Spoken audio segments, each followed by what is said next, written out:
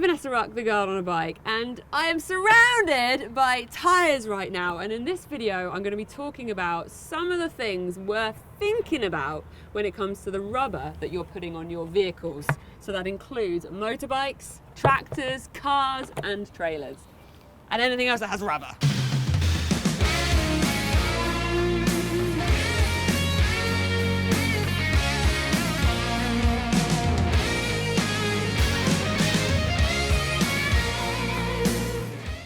As a motorcycle rider, the tyres that you have on your bike are really critical for the performance you're going to have, the enjoyment you're going to have out on the trails, out on the road, or whatever it is that you're doing, because your tyres are your 2 points of contact with the ground. And the biggest purpose of your tyres is giving you the grip and the traction for whatever you're doing. But what I've realised in my rubber learning kind of journey is that not all tyres are equal. And there's actually a lot of technology, variation, and things to think about when it comes to tyres, not just on a motorcycle, but also on all of the other vehicles that we are running. Now you can see I'm stood in front of a tractor, which has a tyre that's actually taller than me. This thing weighs a whopping 850 kilograms. I mean, that would cause some tears if it ran over my foot, and that's without the weight of the tractor. And there's a lot of technology that goes into this tyre that's very different to this little one that I can actually pick up that goes on my motorcycle. So I'm going to talk about some of those things. So there's kind of 3 key things to think about initially when it comes to a tyre. That is the compound that it's made out of, the construction, and the tread. And each of those have different variations. There's over 25 parts that are individually made that go into making a tyre. It is not just a piece of rubber. There's a lot of research and technology that went into it. Now, if we think about the fact that the sole purpose of this tyre is to give you grip with the ground below. Also important to think of, it's part of your performance as far as comfort as well, because what this tyre is doing, if I kind of bounce on it, is giving you a little bit more suspension. So grip and comfort are key. Now, when it comes to grip, there is different factors that are going to enable the tyre to give you grip, and that is going to vary depending on what you are doing. So the most expensive ultimate tyre to go on an F1 car is going to be absolutely useless on your motorbike in the desert, or on a farm tractor, or out on the road in the rain. There's a different type of tyre compound construction, tread pattern, that's going to help you out in the different environments. So let's see if we can try and break that down and make it a little bit more understandable as to where the different technologies are going to help you out the most.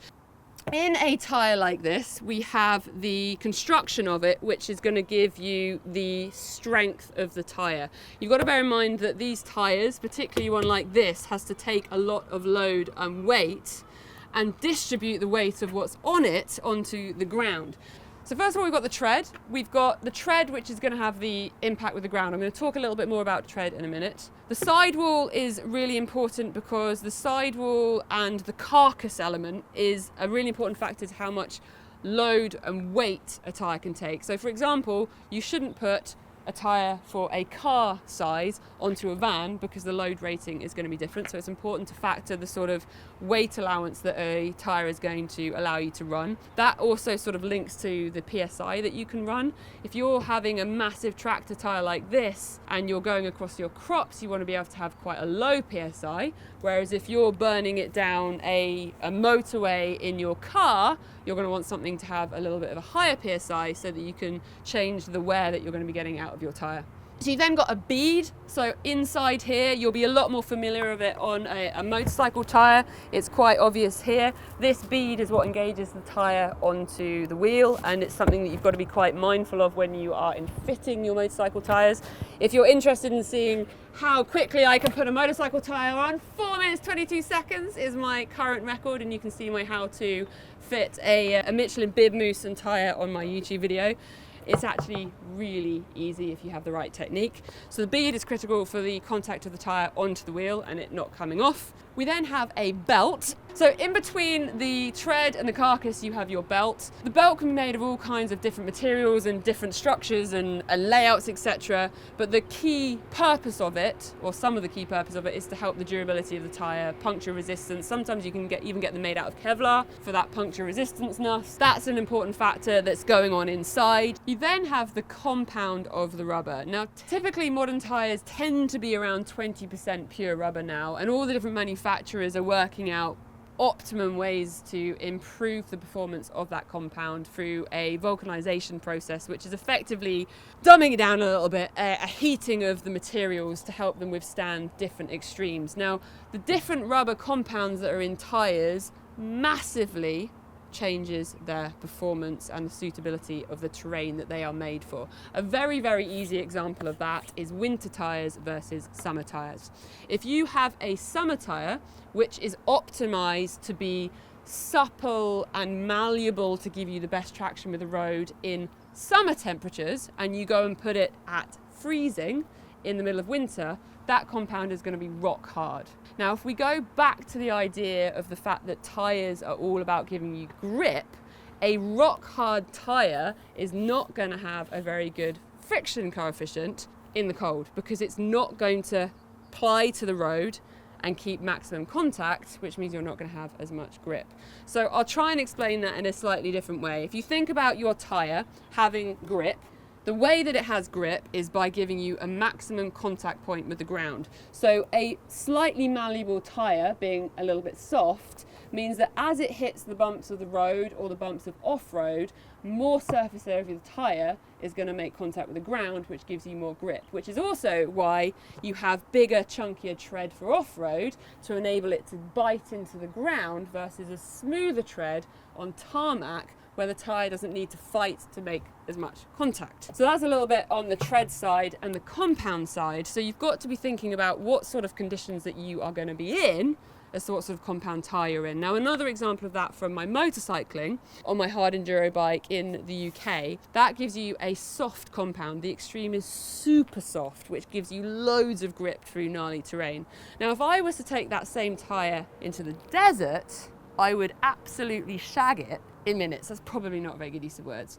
I would totally wear out my tyre, being a little bit politer, very, very quickly, because the compound isn't designed for the extreme heats and temperatures and the speed that you're doing through really hard rocky terrain in the desert, which is why I then run a desert tyre when I go to the desert, so that it gives me a better tread for sand and a compound designed for that kind of extremes in heat and temperature.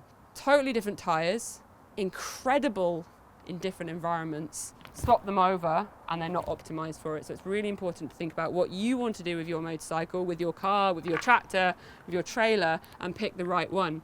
Now, when it comes to the tractors, you've got even more complications in working out what tread and etc. to have. And that's because the farmer's livelihood and what we get to eat on our table is also impacted by the tread pattern. If you think about a farmer needs optimized grip.